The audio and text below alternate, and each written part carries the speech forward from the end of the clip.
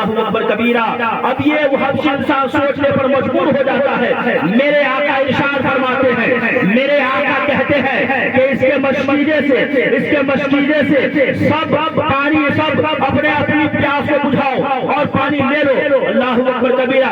جتنے صحابہ تھے سب رسول پاک صلی اللہ علیہ وسلم کا حکم مانتے ہی، رسول پاک صلی اللہ علیہ وسلم کا حکم پر عمل کرتے ہی اپنی اپنی پیاس کو بجھانا شروع کیے اور پیاس بجھا کر اپنے جانوروں کو بھی پیاس بجھانا شروع کیے اور اس کے بعد اپنے مشکلوں میں پانی بھر لیے، اپنے مشکلوں میں پانی جمع کر دیے۔ جمع کرنے کے بعد اب نبی پاک صلی اللہ علیہ وسلم ارشاد فرماتے ہیں، او حبشی یہ بتاؤ کہ کیا تیرے مشکلے میں پانی کم ہے یا زیادہ، یا کبھی تیرے مشکلے میں پانی کم تو نہیں ہوا؟ اب وہ حبشی انسان اپنے مشکلہ کو دیکھتا ہے تو کہتا ہے، یا رسول اللہ صلی اللہ علیہ وسلم، میرے مشکلے میں پانی ذرہ برابر کم نہیں ہے۔ میرے آقا فرماتے تو اب جاؤ، اب آؤ رفیقان گرامی۔ میرے آقا نے کہا کہ جاؤ تو وہ انسان وہ حبشی آدمی کہتا ہے، یا رسول اللہ صلی اللہ علیہ وسلم، کوئی قریب اپنے در پہ بلا کر، کوئی سخی اپنے در پہ بلا کر کیا بھگاتا ہے، کیا اسے دور کرتا ہے؟ یا رسول اللہ، میں آپ کی بارگاہ میں آ گیا ہوں، اب جانے کا دل نہیں کر رہا ہے۔ یا رسول اللہ، میں آپ کے قدم مبارک میں آ گیا ہوں، طبیعت نہیں چاہتی کہ میں یہاں سے جاؤں۔ یا رسول اللہ صلی اللہ علیہ وسلم، طبیعت میری نہیں چاہ رہی کہ میں یہاں سے جاؤں۔ اور رفیقان گرامی، میرے آقا کی شان دیکھیے، میرے آقا کا مرتبہ دیکھیے۔ نبی پاک صلی اللہ علیہ وسلم اپنے صحابہ سے فرماتے ہیں، اپنے صحابہ سے کہتے ہیں، او میرے صحابہ سنو، اس بندہ کے لیے، اس آدمی کے لیے ایسا کرو، اپنے خیمے میں جاؤ، اگر روٹی موجود ہو تو ان کو دو۔ اور رفیقان گرامی، جب میرے آقا کی بات سنتے ہیں تو سارے صحابہ اپنے خیمے میں جاتے ہیں اور روٹی لے کر اس حبشی انسان کے پاس بہت ساری روٹیاں جمع کر دیتے ہیں۔ اور میرے آقا فرماتے ہیں، او ہمیں انسان، اگر تم یہاں سے جاؤ گے تو راستے میں تجھے یہ کھانے کا کام آئے گا، راستے میں یہ تیرے لیے کام آئے گا۔ پھر بھی وہ انسان جانے کو تیار نہیں ہے، وہیں پر کھڑا ہے۔ تو میرے آقا ارشاد فرماتے ہیں، او حبشی یہ بتاؤ اب تیرا ارادہ کیا ہے، اب تم کیا چاہتے ہو؟ تو کہا، یا رسول اللہ صلی اللہ علیہ وسلم، آپ سب کو نوازتے ہیں، اگر آپ کی بارگاہ میں ابو بکر آئے تو صدیق بن جائے، آپ کی بارگاہ میں عمر آئے تو فاروق اعظم بن جائے، آپ کی بارگاہ میں عثمان آئے تو ذوالنورین بن جائے، آپ کی بارگاہ میں علی آئے تو شیر خدا مولا علی مشکل کشا بن جائے۔ یا رسول اللہ صلی اللہ علیہ وسلم، آپ کا دربار بہت ہی اعلیٰ دربار ہے، آپ کا دربار بہت ہی اچھا دربار ہے، آپ کا دربار بہت ہی عمدہ دربار ہے۔ یا رسول اللہ صلی اللہ علیہ وسلم، ہمیں بھی نواز دیا جائے، یا رسول اللہ ہمیں بھی عطا کر دیا جائے، یا رسول اللہ ہمیں بھی دے دیا جائے۔ تو نبی پاک صلی اللہ علیہ وسلم فرماتے ہیں، بتاؤ کیا چاہیے، تمہیں کیا مطلوب ہے، تم کیا چاہتے ہو، مانگو دیا جائے گا، بولو عطا کیا جائے گا۔ اب وہ حبشی انسان کہتا ہے، یا رسول اللہ میں زمین نہیں مانگتا، یا حبیب اللہ میں سونے چاندی نہیں مانگتا، میں ہیرے جواہرات نہیں مانگتا، مجھے یہ سب چیزوں کی درکار نہیں ہے۔ یا رسول اللہ میں گو کالا ہوں، مجھے گورا بنا دیا جائے، میری آنکھیں بڑی بڑی ہے، یا رسول اللہ میری آنکھیں سندر بنا دیا جائے، یا رسول اللہ میرے ہونٹ موٹے موٹے ہیں، یا رسول اللہ میرے ہونٹ کو پتلے بنا دیا جائے۔ اور رفیقان گرامی، اگر میں آپ سے پوچھتا ہوں کہ آپ سے میں سوال کرتا ہوں، یہ بتائیے اگر کوئی انسان ماں کے پیٹ سے پیدا ہوتا ہے، وہ کالا ہے تو پوری زندگی کالا ہی رہے گا، اگر وہ گورا ہے تو پوری زندگی گورا رہے گا، اگر وہ ناٹا ہے تو پوری زندگی ناٹا رہے گا، اگر وہ لمبا ہے تو پوری زندگی لمبا رہے گا۔ دنیا کی کوئی بھی طاقت، دنیا کی کوئی بھی شے اس انسان کو گورا نہیں کر سکتا، اس انسان کو کالا نہیں کر سکتا، اس انسان کو چھوٹا نہیں کر سکتا، یا اس انسان کو بڑا نہیں کر سکتا، یہ قدرت کا قانون ہے۔ اور رفیقان گرامی،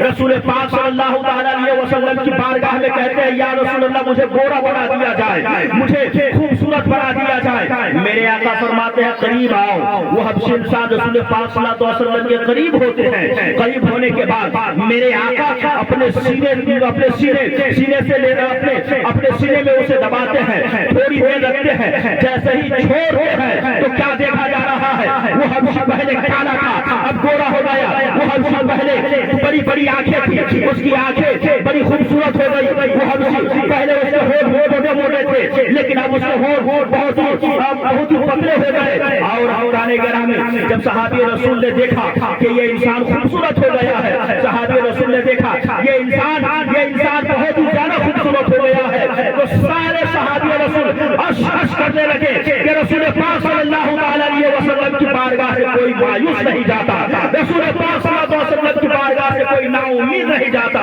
اب آؤ، جب وہ انسان خوبصورت ہو گیا، وہ انسان سندر ہو گیا، وہ انسان اچھا ہو گیا، تو میرے آقا فرماتے جاؤ تیرا آقا انتظار کر رہا ہے، تیرے آقا بڑی شدت کے ساتھ تیرا انتظار کر رہا ہے. اب وہ انسان اپنے جانور کو لیتا ہے اور جانور کو لینے کے بعد اپنے آقا کے شہر کی طرف چل دیتا ہے، اپنے آقا سے اپنے آقا کی بارگاہ میں چلنا شروع کر دیتا ہے.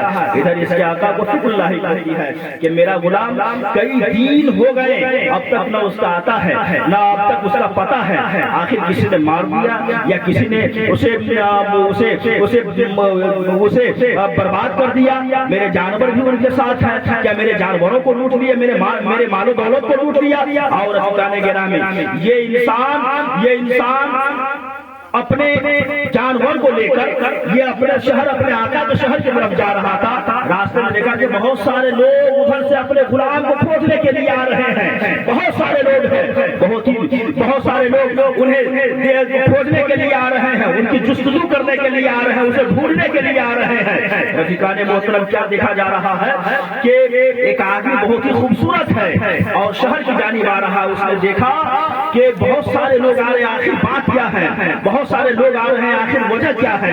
تب اس کا آقا جو تھا وہ بہت غور سے دیکھتا ہے کہ جانور تو میرے ہیں، مشکیزہ تو میرا ہے، لیکن انسان کوئی اور ہے، آدمی کوئی اور ہے.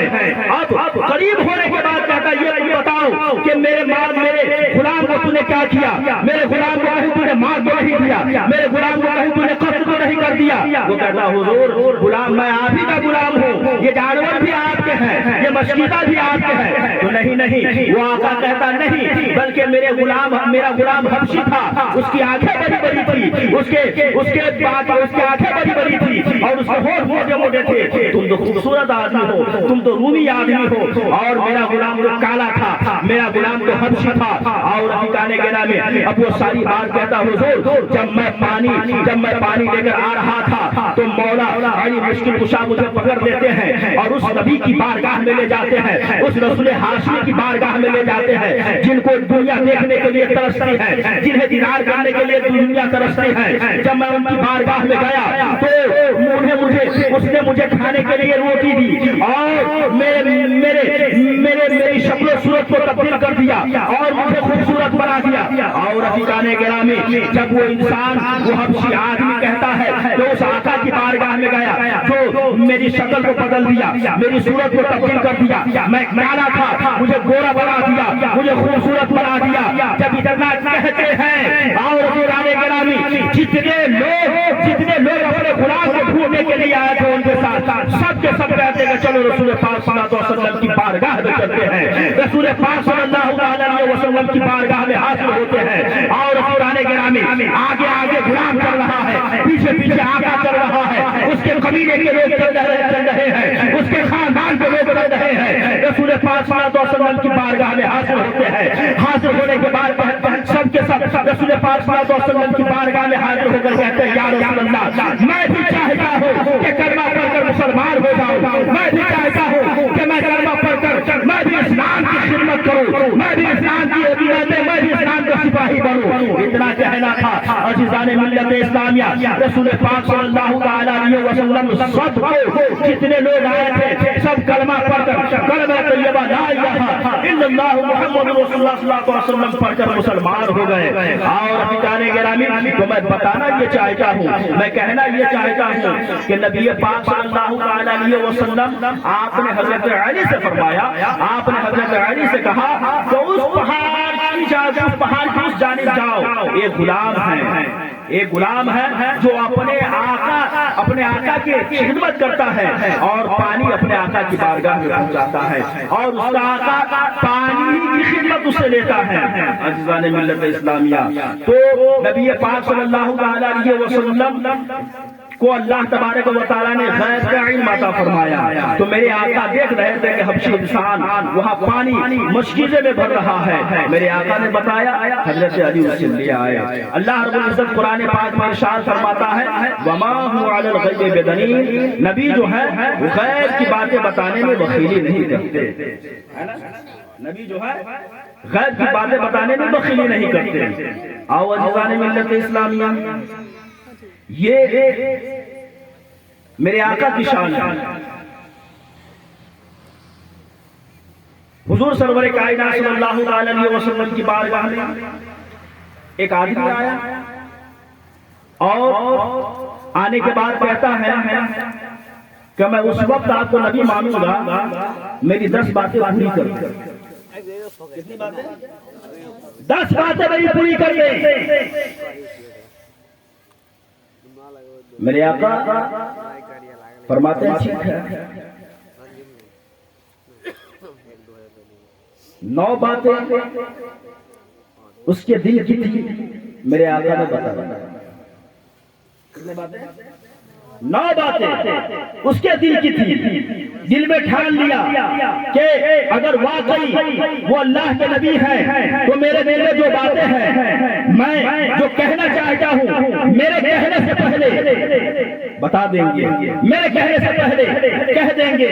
رسول پاک صلی اللہ علیہ وسلم 9 باتیں بیان کر دیتے ہیں، 9 باتیں کہہ دیتے ہیں، اور ایک بات کے لیے آپ خاموش ہو جاتے ہیں، ایک بات جو ان سے منسلک تھا، جو ان کی ذات سے وہ باتیں اس کی ذات سے وہ باتیں ملی ہوئی تھی، اس لیے رسول پاک صلی اللہ علیہ وسلم خاموش ہو گئے۔ اب وہ انسان کہتا ہے حضور آپ نے 9 باتیں بتا دیا ہے، ایک بات بتانے میں کیا ہے وہ بھی بتا دیجیے۔ تو آقا کریم صلی اللہ علیہ وسلم ارشاد فرماتے ہیں چھوڑو جانے دو، ایک بات کے بارے میں مت پوچھو، ایک بات کے بارے میں مت کہو، ورنہ تمہاری بدنامی ہوگی، تم بدنام ہو جاؤ گے، زمانہ تجھے برے نظر سے دیکھے گا، زمانہ تجھے حقارت کی نظر سے دیکھے گا، زمانہ تجھے بہت ہی گندے طریقے سے یاد کرے گا، اس لیے اس کے بارے میں مت پوچھو۔ اور حقان گرامی، جب میرے آقا نے فرمایا کہ زمانہ تجھے گندی نظر سے دیکھے گا، حقارت کی نظر سے دیکھے گا، اور زیادہ وہ آدمی معاملہ ہوا جب ایسی بات ہے تو مجھے بتایا جائے، جب ایسی بات ہے تو مجھے کہا جائے۔ اور حقان گرامی، میرے آقا ارشاد فرماتے ہیں سنو، اگر تیرے اندر سننے کی تاب ہے، اگر تیرے اندر سننے کی قوت ہے، اگر تم طاقت رکھتے ہو سننے کی، اگر تاب رکھتے ہو سننے کی، تو سنو کہ 9 باتیں جو میں نے بیان کی بالکل صحیح ہے، ایک بات یہ ہے کہ تو حرامی ہے۔ میرے آقا نے کیا فرمایا؟ ایک بات یہ ہے کہ تو حرامی ہے۔ اور حقان گرامی، جب اتنا سننا تھا، جب اتنا اس نے سنا، اس کے بدن میں آگ لگ گئی، اس کے بدن میں آگ لگ گئی۔ اب وہ انسان سوچنے لگا کہ میں حرامی کیسے ہوں، میں حرامی کیسے ہوں، جبکہ میرا باپ بھی ہے، میری ماں بھی ہے، اور سب موجود ہیں، تو میں حرامی کیسے ہو گیا؟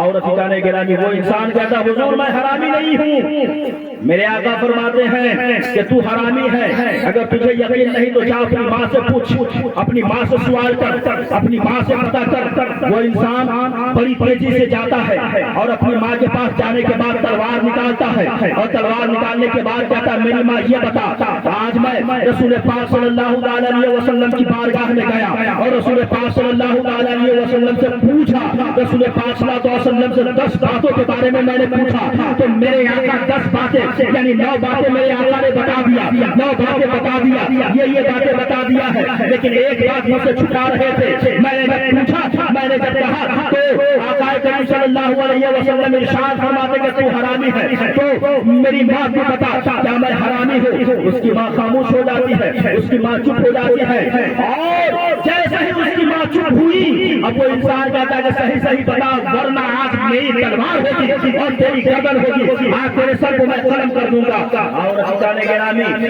جب اتنا سننا تھا تو اس کی ماں کہتی ہے سن بیٹا، ہاں تو حرامی ہے، لیکن وجہ یہ ہے کہ تیرے باپ کے پاس بہت زیادہ دولت تھی، تیرے باپ کے پاس بہت زیادہ پراپرٹی تھی، میں گھبرا رہی تھی، کیا میں گھبرا رہی تھی، اور تیرے باپ نامرد تھے، میں گھبرا رہی تھی، کیا ایسا نہ ہو مطلب بہت زیادہ پراپرٹی ہے، بہت زیادہ مال و اسباب ہے، بہت زیادہ دولت ہے، کہیں ایسا نہ ہو اگر کوئی بچہ نہ ہوا، اگر کوئی لڑکا نہ ہوا، اگر کوئی بارش نہ ہوا تو میری دولت برباد چلی جائے گی، میرے مال برباد ہو جائیں گے۔ اس لیے تیرے باپ کا مرد تھے، تیرے باپ کا ایک نوکر تھا، ایک چرواہا تھا، میں نے موقع غنیمت پایا، ان سے جا ملا، اور جا ملنے کے بعد وہی اس کا تو نتیجہ ہے کہ آج پیدا ہوا ہے، آج کی دنیا کو دیکھ رہا ہے۔ ورنہ اگر مگر میں اس چرواہے سے نہ ملتا تو تیرا وجود نہیں ہوتا، تو اس دنیا میں نہیں رہتا۔ اور جانے گرامی جب اتنا وہ سنتا ہے وہ آدمی ہکتا بکتا ہو جاتا ہے۔ واقعی رسول پاک صلی اللہ علیہ وسلم نے کہا بالکل صحیح ہے، رسول پاک صلی اللہ علیہ وسلم نے فرمایا بالکل حق ہے، رسول پاک صلی اللہ علیہ وسلم نے کہا بالکل سچ ہے۔ اور جانے گرامی اللہ تبارک و تعالیٰ نے نبی پاک صلی اللہ علیہ وسلم کو ماں کانا وما یکون قائم عطا فرمایا ہے۔ جو کچھ ہو گیا، جو ہو رہا ہے اور صبح قیامت تک جو ہوگا، اللہ تبارک و تعالیٰ نے سب نبی پاک صلی اللہ علیہ وسلم کو عطا فرمایا۔ ماشاءاللہ اللہ رب العزت قرآن پاک میں ارشاد فرماتا ہے تلک من انباء الغیب نوحیہا الیک، یہ جو غیب کی خبریں ہیں اے محبوب آپ کی طرف وحی کی جاتی ہیں۔ اور اللہ تبارک و تعالیٰ اپنے محبوب بندوں کو غیب کا علم عطا فرما دیتا ہے۔ اللہ رب العزت قرآن پاک میں ارشاد فرماتا ہے وما کان اللہ لیطلعکم علی الغیب ولکن اللہ یجتبی من رسلہ من یشاء۔ اللہ ارشاد فرماتا ہے اے لوگو، اللہ رب العزت ارشاد فرماتا ہے کہ اللہ تبارک و تعالیٰ اپنے غیب پر کسی کو مطلع نہیں فرماتا، لیکن اللہ رب العزت اپنے بندوں میں سے جسے چن دیتا ہے، اپنے بندوں میں سے جسے انتخاب کر دیتا ہے، اللہ رب العزت اسے غیب کا علم عطا فرماتا ہے۔